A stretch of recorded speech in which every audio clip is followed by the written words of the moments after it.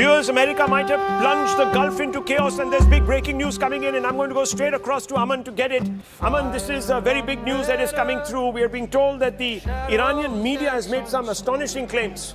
Well, yes, Rahul, what we are learning is that Iran's IRGC is now making a big claim that in the latest missile strike, they have targeted the Prime Minister Netanyahu's compound. They are saying that the Israeli Air Force commander's location has also been targeted in a surprise attack by the IRGC, and they are claiming that Netanyahu's fate is unclear. They are saying that they have carried out a very surprise attack where Netanyahu was, and Netanyahu's future fate is uncertain. Has he survived? Has he not survived? That is the IRGC's claim. Big claim coming in today after Israel's big strikes in which Khybar was taken out. Well, you know, viewers, there is a lot happening on the ground there. I'm going to bring in Tom Cooper in just a few moments, but I'm going to go straight across to Akanksha also. Let's go straight across to Akanksha. Let's get some news from Akanksha. Akanksha, you're here with us, and I want to come straight out to you. It's a long newsroom, but there is some news breaking about the US Embassy. So the biggest that we are getting right now is with regards to Netanyahu's office being bombed. This is at least what Iran is claiming, that their IRGC has managed to bomb them. At the same time, Rahul, we must keep in mind that there's already information doing the rounds that Netanyahu has left the country. He's headed either to Greece or Germany. The whereabouts of the Israeli Prime Minister are not known. You know that the British consulate has also been attacked. So Kuwait very much on the radar. And the US embassy in Kuwait has been shut down because apparently that was also targeted. Yes, and why just Kuwait? Look at the way Pakistan has in fact been responding. 20 protesters already dead. Their consulate officers over there were retaliating severely. US is currently on tenterhooks because their IRGC is very much digging in their grounds. In fact, there's a warning for the viewers over here. A lot of misinformation doing the rounds as we speak, because there's already viral videos showing how Iranian nuclear sites have been bombed on the other side.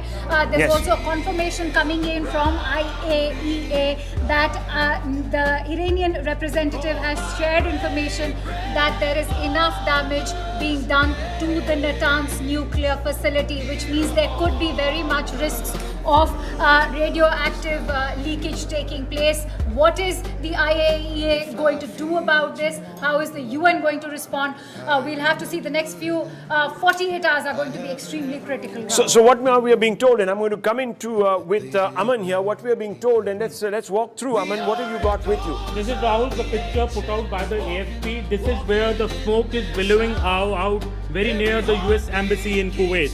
This is the picture that the AFP has put out and clicked by their own correspondent. This is why the US embassy in Kuwait has been shut down. And earlier in the day we saw those horrific visuals coming from the US consulate in Karachi, which was also attacked by people. And this was the exclusive visuals, in fact, that our internal security editor Manoj Gupta had brought us. Horrific visuals, people being brought out, bloodied faces. One person was also being carried out, his body after he was shot. We believe that the US Marines had shot 20 Pakistanis dead for storming their consulate yesterday, and that is why today... Yeah, there you're seeing it. There you're seeing some of those bloodied hands and faces and people shot and being carried out.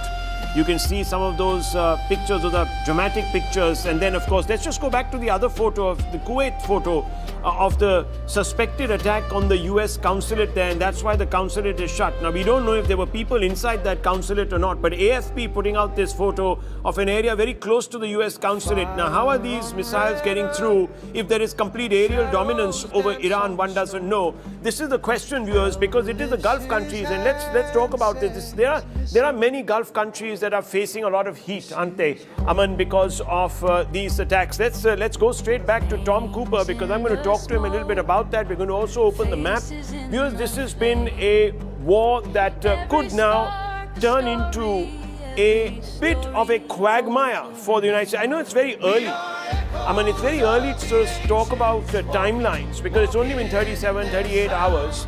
But the Americans were hoping.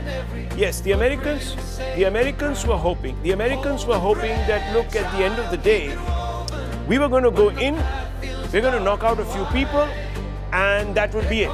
The Iranians would put their hands up and say, okay, sorry, we've come back to the table and we're deciding to move with dialogue. Well, But that that's is not happening. the way Americans would have wanted it, but I think Iran is in for a long haul. Iran wants a long, protracted war, and that is why you see their strategy of bombing all the Middle East nations, and they're also attacking the US embassies because they see them also as a part of the US establishment in these countries. So after the various airports which were on attack, now we have the embassies of US also under attack from Iran.